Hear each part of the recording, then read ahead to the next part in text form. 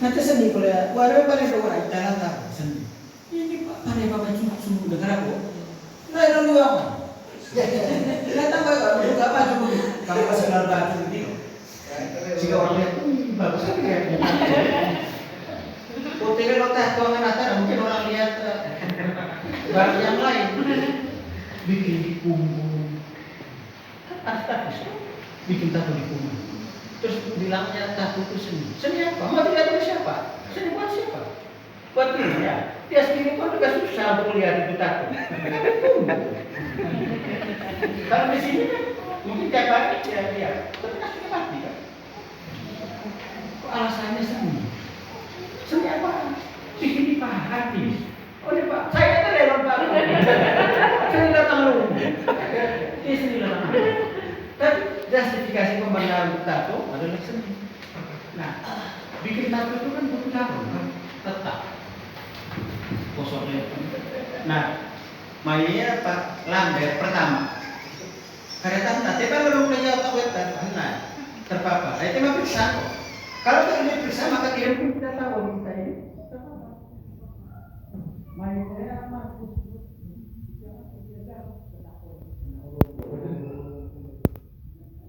Dan semua yang terpapar itu tak ada satupun yang memeriksakan dirinya. Michael Marcus kau ikut skimpel kau bilang.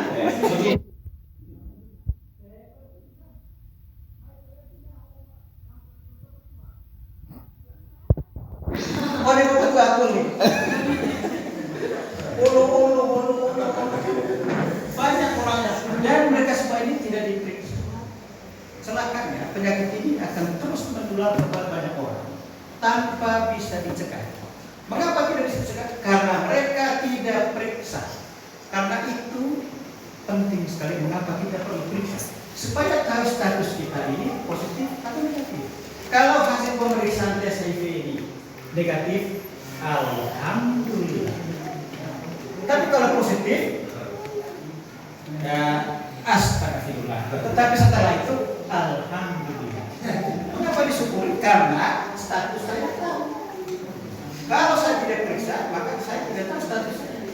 Ketika saya tahu status saya positif, maka saya akan datangi para medis untuk konsultasi lebih lanjut. Supaya nama saya dilaporkan oleh tim medis ke pusat. Untuk apa? Supaya bulan depan saya mendapatkan obat. Kalau saya tidak diperiksa, maka status saya tidak tahu. Jadi pemeriksaan itu penting untuk dua hal pertama, supaya tahu status. Dengan tahu status, maka saya akan terselamatkan karena saya akan minum. Yang kedua, pentingnya periksa itu supaya tahu status. Kalau saya positif, maka saya akan mengekang keinginan saya untuk tidak boleh menularkan pada istri dengan cara stop hubungan seksual dengan orang. Pertama dengan istri, yang kedua dengan si ibu. Tidak boleh. Karena saya sudah terpapar. Kalau saya masih selingkuh dengan orang, sementara saya sudah tahu bahwa saya sudah positif, itu namanya saya ikut membunuh orang. Penjahat. Itu penjahat. Pak ya tambah kan, nah mau kalau ini saya infoin nak. Kalau no, so kita punya sifat apa? Bagian dari virus tahu dari kamu. Karena itu tidak boleh. Jadi selain untuk mengekang penularan kepada orang lain, juga supaya saya mendapatkan jatah. Itu gunanya periksa. Tapi kalau kita tidak bersedia untuk periksa, bagaimana? Status kita positif atau negatif? Orang kesehatan ini jagonya hanya dengan perempuan hamil. Sekarang bukan dokter, teman-teman. Jagonya cuma untuk ibu hamil. Karena ibu hamil wajib tes HIV/AIDS. Pertanyaannya, kenapa kakak-kakak mereka dinas kesehatan ini juga tidak jawab kepada bapak-bapak? Yang hamil kan cuma sedikit, ibu hamil, ya kan? Yang tidak hamil kan banyak. Satu, semua laki-laki tidak hamil, ya kan? Yang kedua, anak laki-laki juga tidak hamil, kan? Anak perempuan yang masih gadis tidak hamil, kan? Semua manusia yang sudah menopause, yang tidak memungkinkan lagi untuk hamil. Jumlah mereka yang tidak hamil itu kan jauh lebih banyak ketimbang wanita yang hamil. Kenapa yang sedikit ini yang diwajibkan untuk pisah? Kenapa yang banyak ini tidak? Logikanya. Mestinya negara ini harus memperlakukan kebijakan yang ekstrim untuk memberantas HIV/AIDS. Sama seperti negara memperlakukan virus COVID-19 yang mengelontorkan dana triliunan rupiah untuk mencegah penularan COVID-19. Semua orang wajib pakai masker. Sama dong, semua orang yang melakukan wajib pakai kondom bisa. Pesawat harus antigen dan itu dibayar, Pak. Kalau kau tidak tunjukkan hasil pemeriksaan bahwa kau bebas dari COVID, maka kau tidak bisa masuk. Semua tentara dilibatkan, polisi hidup, semua stakeholder di negara ini dilibatkan untuk memerangi COVID-19. Padahal virus ini sebenarnya virus yang remeh, bukan virus yang mematikan. Yang orang bikin mati itu adalah akumulasi dari sekian ini. Dia hanya trigger mekanisme, pelecut untuk menggerakkan virus yang lain sehingga dia mematikan. Pernah kata Trump, mantan Menkes, virus COVID-19 sebenarnya jauh lebih lemah ketimbang virus yang lain. Sementara virus HIV, virus yang tidak hanya menular tapi juga virus yang mematikan. Kenapa negara tidak memperlakukan pemberantasan virus ini dengan cara-cara yang ekstrim, dengan cara-cara yang radikal, sama seperti yang pernah negara lakukan dan sedang negara lakukan untuk virus COVID-19. Padahal sekali lagi, tadi dunia internasional sudah menargetkan tahun 2030 zero pertama, tidak boleh lagi ada infeksi baru. Zero kedua, tidak boleh lagi ada kematian akibat HIV/AIDS.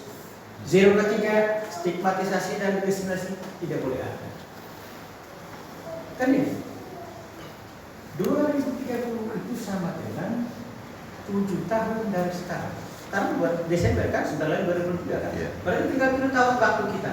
Pertanyaan kita, mampukah dunia ini, negara Indonesia ini, Provinsi Nusa Tenggara Timur, Kabupaten Manggarai Barat, menihilkan, menolkan, menzerokan ini? Manggarai Barat sampai hari ini terdata 135 kasus yang ini yang terdata. Yang tak terdata, saya yakin, hakul yakin akan jauh lebih banyak jumlahnya ketimbang 135 kasus ini. Mengapa? Karena mereka ini masih hidup dan mereka ini berpotensi untuk menularnya kepada banyak orang. Ibu-ibu, ibu ini produktif. Saya tidak sebutkan nama dan alamatnya, tapi mereka masih produktif. Dan saya dengar ibu ini juga sudah punya pacar. Itu artinya potensi kena kepada pacarnya.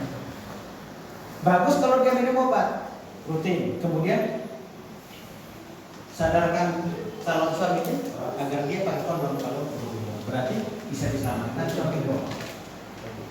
Ada 3 pasien kita yang ibu yang anaknya masing-masing 2. Setelah kita periksa ternyata satunya HIV, satunya negatif, satunya positif. Anaknya yang positif juga harus sama dengan ibunya, berhak mendapatkan obat. Sedangkan yang positif, yang negatif, ya tentu kita syukuri karena sejauh ini masih negatif. Tapi dia harus terus dilakukan pemeriksaan. Siapa tahu belum terdeteksi atau belum ini, jadi potensi perhubungan ini dengan mamanya kan tinggi. Siapa tahu satu bakal berkonser motor jatuh, dua-duanya luka, darah antara yang mama dengan anak bisa bersentuhan. Itu juga potensial karena darah ada pintu masuk, ada pintu keluar. Karena ada prinsip EC dalam penularan. Ada exit, ada pintu masuk, ada pintu keluar. Nah, tidak berarti begini kalau orang jatuh di jalan tidak boleh lewat, tidak juga. Kemanusiaan juga. Tapi hindari jangan sampai darah itu kemudian, kecuali kalau tangan kita aman, tidak berdarah, berarti tidak masalah. Karena tidak ada pintu masuk yang kita, pintu keluar dari dia karena luka ada, tapi pintu masuk ke kita tidak ada. Tapi kalau sama-sama luka, kena luka dan satunya terpapar, bisa kena. Tanpa hubungan seksual, tanpa taruh, atau di salon kita gunting luka sedikit. Sementara saya yang baru-baru tadi darah saya kan sudah terpapar virus saya. Datang Nobel, saya sudah pulang, datang Nobel masuk lagi, dia bikin luka lagi. Virusnya masih hidup memang dia tidak bertahan melalui udara, tapi dalam waktu yang singkat sangat boleh jadi virusnya masih hidup di pisau yang tertinggal. Nah, pisau yang sama itu kan kemudian di salon-salon itu kan tidak ada pisau setelah dipakai baru celup di alkohol, kan mana ada begitu. Dan itu sangat tidak standar, tidak steril. Nah, karena itu kita juga harus hati-hati. Pastikan kalau kita ke salon-salon, pastikan pisau yang kita gunakan juga harus pisau baru, atau dibuat sedemikian rupa supaya jangan sampai terluka. Siapa tahu orang yang datang sebelum kita menggunakan pisau yang sama dan dia dari hal-hal seperti ini, pengetahuan-pengetahuan kecil seperti ini harus kita punya. Dan kita perlu membagikannya kepada orang-orang terdekat.